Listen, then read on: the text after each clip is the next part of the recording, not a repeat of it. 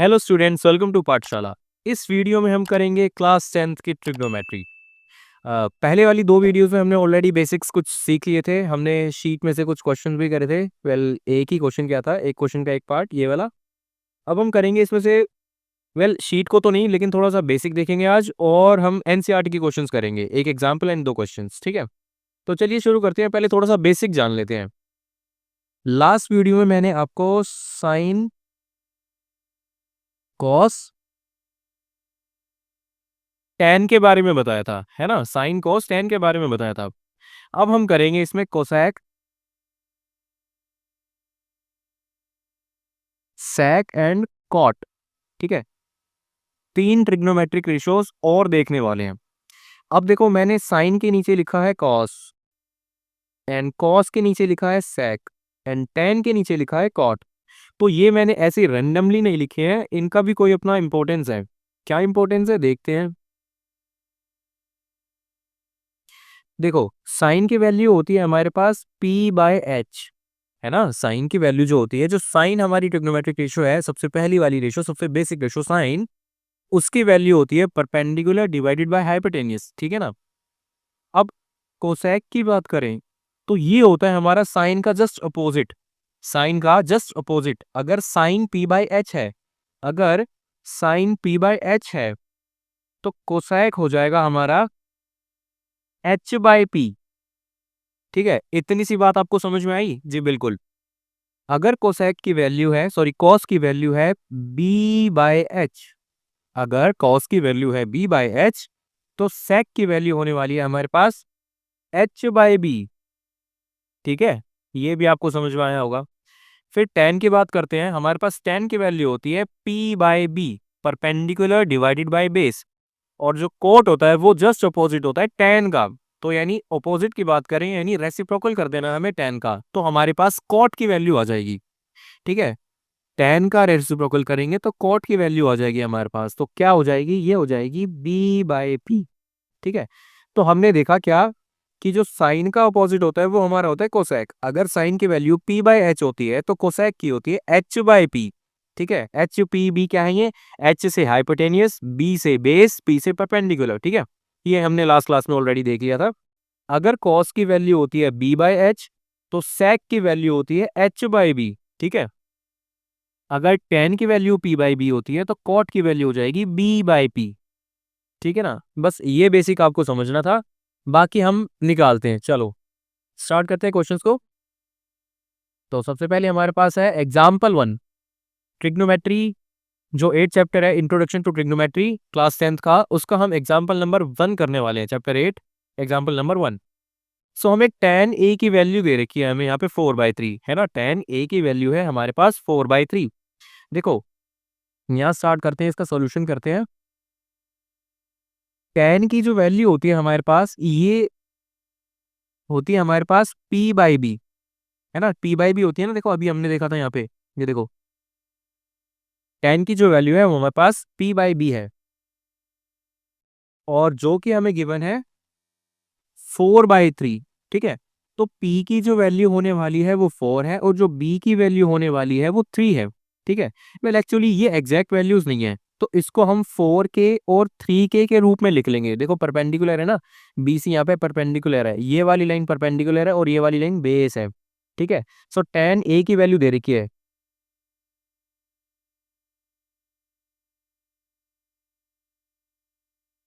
tan ए से हमें दे रखा है। देखो ये है एंगल हमारा, इसके सामने वाली साइड परपेंडिकुलर हो जाती है। जिस भी एंगल को हम कंसीडर कर रहे हैं, इसमें हमने एंगल ए को कंसीडर कर रखा है, तो ए के सामने वाली साइड विच इज BC, ये हमारी परपेंडिकुलर हो जाएगी, और जो ए बी है वो हमारी बेस हो जाएगी। ये बेस है हमारी। ठीक है, ये परपेंडिकुलर है। ठीक है ना, वापस आते हैं क्वेश्चन पे। सो tan की वैल्यू हमें गिवन है p/b विच इज 4 = 3। अगर हम पाइथागोरस थ्योरम लगा के देखें बाय पीजीटी, पीजीटी बोले तो पाइथागोरस थ्योरम, इसका होता क्या है, इसका जो वैल्यूज है वो क्या होती है कि h² इक्वल है p² प्लस b² के इक्वल, है ना। सो h² हमें मालूम नहीं है, सो h² तो एज इट इज आएगा। p क्या है हमारा 4k, है ना। p की वैल्यू 4 है, देखो p की वैल्यू 4 है और b की वैल्यू 3 है, तो p की जगह हम 4 का स्क्वायर रखेंगे यानी 4k का स्क्वायर, और जो b है वो हमारा हो जाएगा 3k का स्क्वायर। ठीक है, k वो कॉन्सेंट है जिससे हमने इसको सिंप्लीफाई किया होगा। देखो जरूरी थोड़ी है कि ये वैल्यू 4/3 ही हो सकता है ये 16/12 हो, है ना, हो सकता है 16/12 हो जो कि काट पीट के 4/3 आया हो, है ना, हमें थोड़ी पता है। तो हमने किससे कट करा इसको, 4 से, तो वो k की वैल्यू होती है। और इस ऐसे क्वेश्चन पे k की वैल्यू कोई मायने रखती नहीं है, आंसर वही आना है हमारा लास्ट में जो आएगा, जो बिना k के लिए वैल्यू लिए आएगा। ठीक है ना, तो ये हो गया हमारा एच स्क्वायर हो जाएगा हमारा 4k का स्क्वायर। 4k का मतलब होता है 16k square plus 3k square. 3k square का मतलब हो गया 9k स्क्वायर, टोटल हो गया 25k स्क्वायर। ठीक है, तो ये एच स्क्वायर की वैल्यू है। तो एच स्क्वायर की वैल्यू है 25k स्क्वायर। 25k स्क्वायर को क्या मैं 5k का स्क्वायर नहीं लिख सकता, 5k का होल स्क्वायर। अभी ऊपर क्या था, ये था 25k का स्क्वायर, और मैंने नेक्स्ट स्टेप में लिख दिया इसको 5k का होल स्क्वायर। ठीक है, दोनों में अंतर है काफी ज्यादा। अब मैं स्क्वायर से स्क्वायर कैंसल आउट कर सकता हूँ, तो h की वैल्यू हो जाएगी मेरे पास 5k। ठीक है ना, h की वैल्यू हो जाएगी मेरे पास 5k।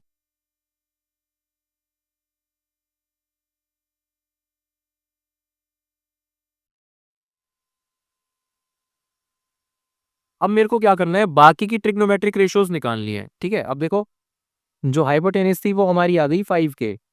ठीक है, तो साइन की वैल्यू निकालते हैं। सबसे पहले हम निकालते हैं साइन की वैल्यू। साइन की वैल्यू होती है, अच्छा साइन ए से निकाल रहे हैं ना हम, तो ए लिख लेते हैं साइन ए से। ठीक है, ए का मतलब होता है ये वाला एंगल, साइन ए यानी एंगल ये वाला ले रहे हैं हम, इसके सामने वाली साइड परपेंडिकुलर मान के चलेंगे हम। ठीक है ना, और नीचे वाली जो होगी वो बेस हो जाएगी फिर। ठीक है, ये बात समझनी थी आपको, और यहाँ पे समझा दी मैंने बढ़िया तरीके से। आई होप कि आपको समझ आ रहा होगा। तो साइन ए की वैल्यू p/b, p क्या है हमारा 4k डिवाइडेड बाय 5k। माफ कीजिए मैंने गलत लिख दिया, p/h होती है हमारी साइन की वैल्यू, और h की वैल्यू है हमारे पास 5k, तो k से k कैंसिल आउट हो जाएगा, जो अल्टीमेट वैल्यू होगी वो हो जाएगी 4/5। ठीक है, ऐसी हमारी cos की वैल्यू होने वाली है, cos a की वैल्यू होने वाली है b/h। ठीक है ना, b/h बोले तो b है हमारा 3k और हाइपोटेनस है हमारा 5k, तो k से k कैंसिल आउट होके आ जाएगा ये 3/5। ठीक है, tan हमारे पास ऑलरेडी गिवन है ना, tan हमारे पास ऑलरेडी गिवन है, tan a जो कि हमारा 4/3। अब हमें कुछ नहीं करना, इससे पहले जो मैंने बताया था आपको कि साइन का जस्ट अपोजिट होता है कोसैक, कोस का अपोजिट होता है सैक, है ना, और tan का अपोजिट होता है कोट। बस बाकी के रेशियोज हम ऐसे निकाल देंगे बिना फाइंड आउट करे कुछ भी। सो कोसैक लिखेंगे सबसे पहले लिखा मैंने कोसैक ए, साइन की वैल्यू थी 4/5, तो कोसैक की हो जाएगी 5/4, सिंपल। ठीक है, सेक ए की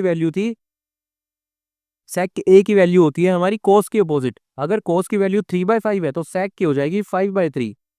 ठीक है ना, और कोट की वैल्यू की बात करें तो कोट ए हो जाएगा हमारा tan ए का अपोजिट। अगर tan की वैल्यू 4/3 है तो कोट की वैल्यू हो जाएगी 3/4, सिंपल, है ना, इजी क्वेश्चन।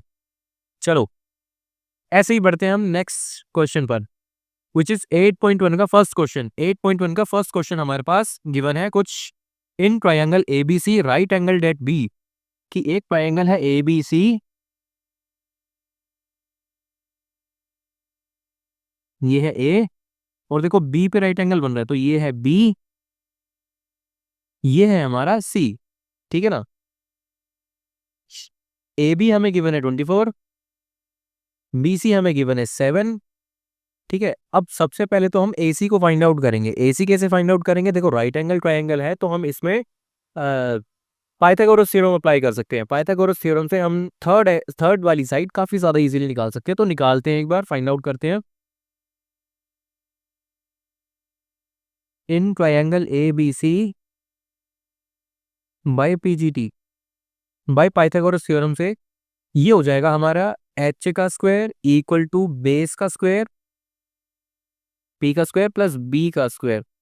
ठीक है, अभी के लिए फिलहाल मैं ए बी को परपेंडिकुलर मान लेता हूं और बी सी को बेस मान लेता हूं। ठीक है, तो परपेंडिकुलर हमारा 24 का स्क्वायर प्लस बेस, बेस यानी 7 का स्क्वायर। ठीक है, ये हमारा h का स्क्वायर होने वाला है, तो h का स्क्वायर हो जाएगा हमारा 24 का स्क्वायर। 24 का स्क्वायर होता है हमारे पास 576 प्लस 7 का स्क्वायर, 7 का स्क्वायर होता है हमारा 49।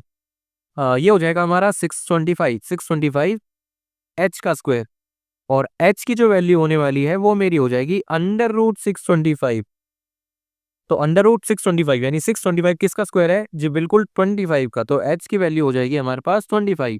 यानी यहाँ पे लिख लेते हैं AC जो है हमारी 25 है, ठीक है ना। अब यहाँ पे हमें क्या निकालना है, sign A and cos A. ठीक है, तो फर्स्ट पार्ट हम देखते हैं इसका।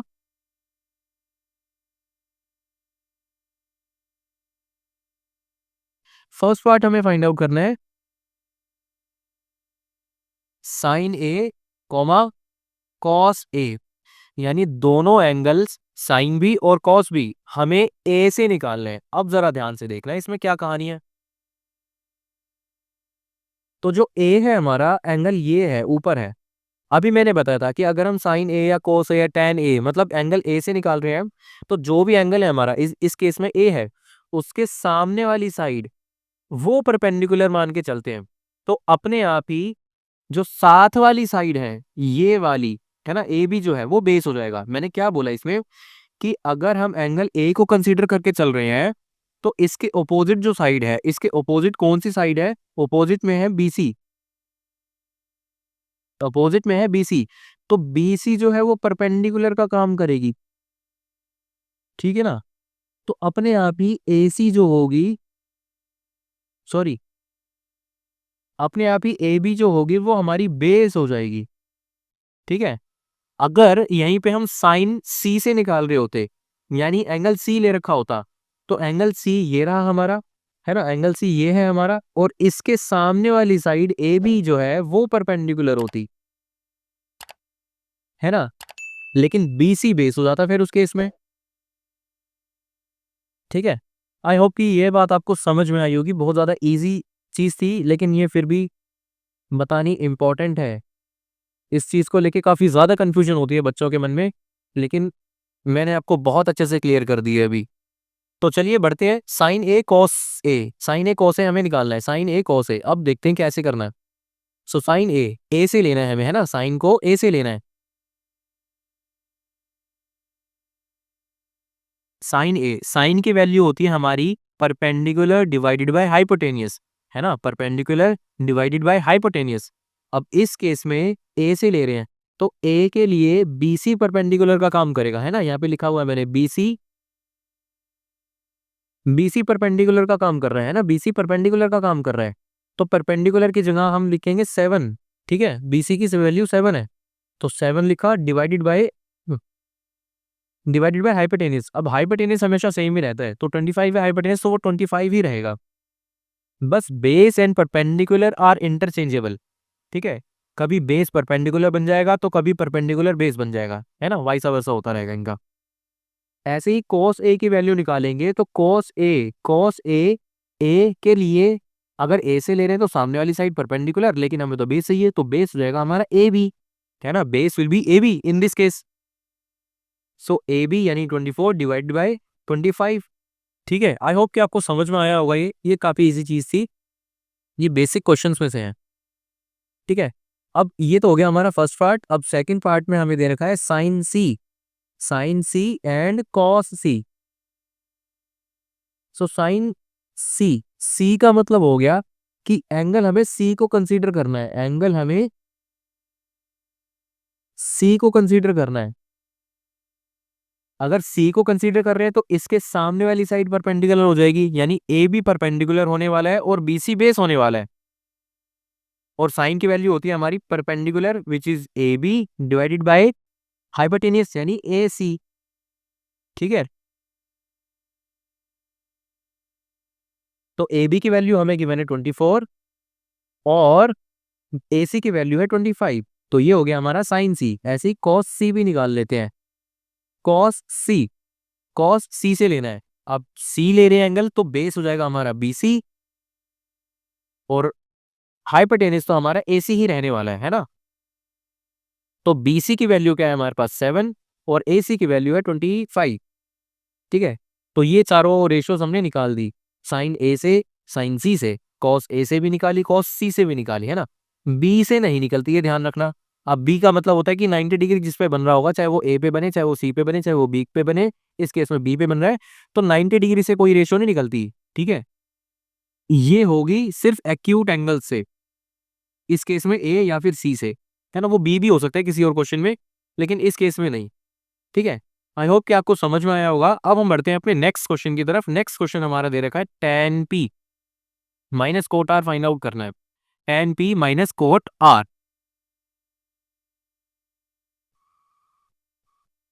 ओके, सो सबसे पहले तो हम यहाँ पे निकाल लेते हैं क्यू आर की वैल्यू, ठीक है ना, क्यू आर की वैल्यू निकाल लेते हैं। कैसे निकालेंगे? पाइथागोरस थ्योरम से। सो बाय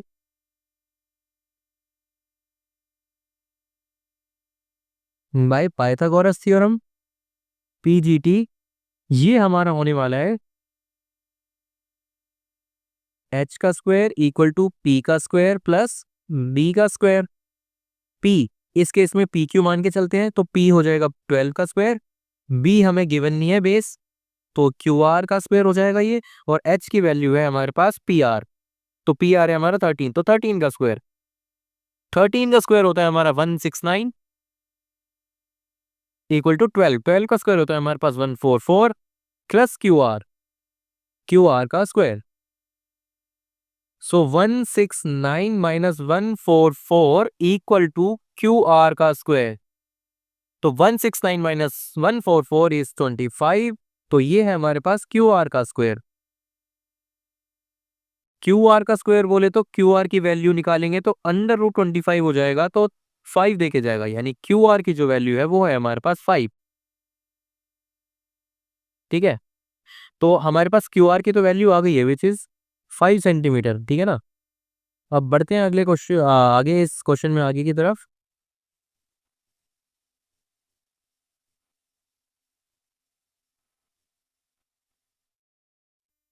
था तो अब हमें निकालना है tan p, tan p से लेना है और cot लेना है r से, ध्यान रखना है, ठीक है। ये p है, ये r है, जिस पे 90 डिग्री बन रहा है, यानी q से तो कुछ नहीं निकलेगा, तो या तो p से होगा या तो r से होगा, सिंपल, ठीक है। अब देखो ये बात मेरे को आप बताना कि अगर हमने एंगल p ले रखा है, यानी p ये रहा, है ना, p ये रहा, p से ले रखा है, तो इसके सामने वाली side which is Q R, क्या ये परपेंडिकुलर नहीं हो जाएगी?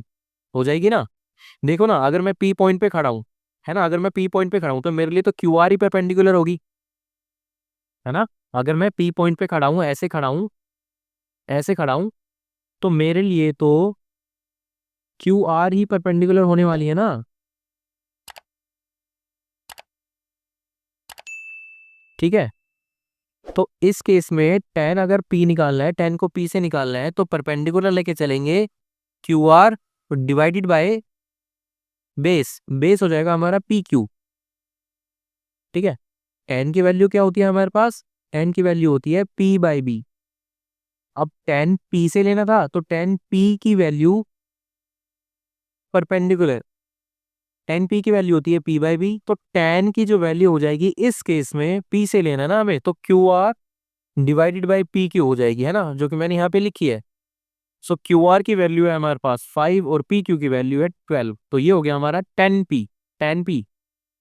कॉट आर की वैल्यू निकालते हैं, कॉट आर से लेना है, देखो कॉट आर, कॉट है ना, तो कॉट की वैल्यू क्या होती है? b बाई पी, है ना, कॉट की वैल्यू है b बाई पी, और लेना कहाँ से है? हमें आर से लेना है, ठीक है, लेना कहाँ से है? हमें आर से लेना है, ठीक है ना। ये होती है हमारी b बाई पी। अब देखो जरा, ये लेना है हमें आर से, आर यानी ये रहा, इसके सामने वाली साइड परपेंडिकुलर हो जाएगी, है ना, पी क्यू परपेंडिकुलर हो जाएगी। पी लिखना है तो पी की जगह परपेंडिकुलर लिख लेते हैं विच इज पी क्यू, ठीक है, और बेस, बेस यानी क्यू आर हो जाएगा फिर तो आर के लिए, तो अगर हम आर से ले रहे हैं एंगल को, तो हमारा क्यू आर बेस है और पी क्यू परपेंडिकुलर है, तो क्यू आर बेस है। वेल क्यू आर की वैल्यू क्या है? 5 एंड पी क्यू की वैल्यू क्या है? 12। सो कोट आर की वैल्यू है 5/12, 10p की भी वैल्यू थी हमारे पास 5/12, ठीक है ना। अब क्या करना है हमें? 10p माइनस कोट आर करना था, यानी tan p की तो वैल्यू 5/12 आई है और cot r की भी वैल्यू 5/12 आई है। कैंसल आउट हो जाएगा, ये तो 0 देके जाएगा हमें, है ना। ठीक है, आई होप कि आपको ये क्वेश्चन समझ में आए होंगे। तो ये हमने स्टार्ट करी है एनसीईआरटी अभी, और बीच बीच में हम कुछ क्वेश्चन शीट के भी करते रहेंगे, जो मैंने एक्स्ट्रा क्वेश्चन आपके लिए लेके आए हैं। ठीक है, तो वो करते रहेंगे। एक बार दो थोड़ा सा रिवाइज करते हैं। क्या रिवाइज करते हैं कि एंगल कैसे कैसे लेने होते हैं।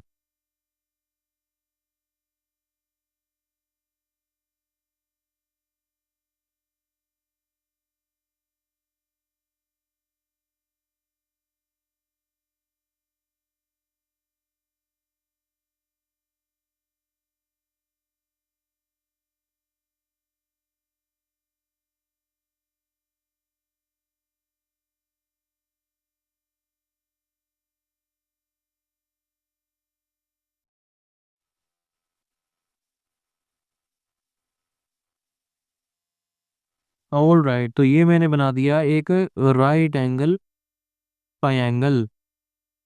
ठीक है, ये हमारा 90 डिग्री हो गया। ये हमारा ए है, ये मान लेते हैं बी है, ये हमारा सी है। देखो, इसमें क्या इंपॉर्टेंट है, क्या खास बात है कि जो अगर हम एंगल सी को लेते हैं, सपोज करो कोई भी ट्रिग्नोमेट्रिक रेशियो है, कितनी रेशियोज है हमारे पास, कितनी रेशियोज है हमारे पास, 6 है। कौन कौन सी, एक साइन है, कॉस है, टेन है ना। फिर इनकी उल्टी, है ना, साइन की उल्टी कोसैक है, और कोस का ऑपोजिट सेक है, एंड टेन का ऑपोजिट विच इज कॉट। ठीक है, अगर हम इन रेशियोज को सी से लेके चलते हैं कि साइन सी निकालो, कॉस सी निकालो, टेन सी से निकालो, कोसेक सी से निकालो, सेक सी से निकालो, कॉट सी से निकालो, तो अगर हम सी को मान के चलते हैं तो एंगल के सामने वाली साइड परपेंडिकुलर हो जाएगी, यानी परपेंडिकुलर हो जाएगा ए बी। ठीक है, किस केस में, अगर हम एंगल सी को मान के चलेंगे। ठीक है, तो बेस क्या हो जाएगा, बेस हो जाएगा हमारा बी सी। ठीक है, लेकिन अगर हम एंगल ए को मान के चलते तो क्या होता, एंगल अगर हम ए को मान के चलते तो क्या होता,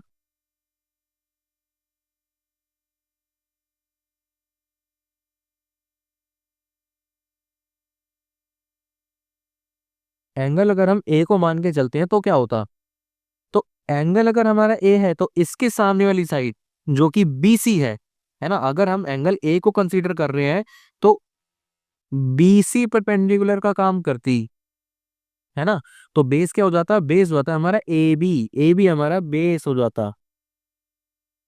ठीक है, आई होप कि ये आपको समझ में आया होगा।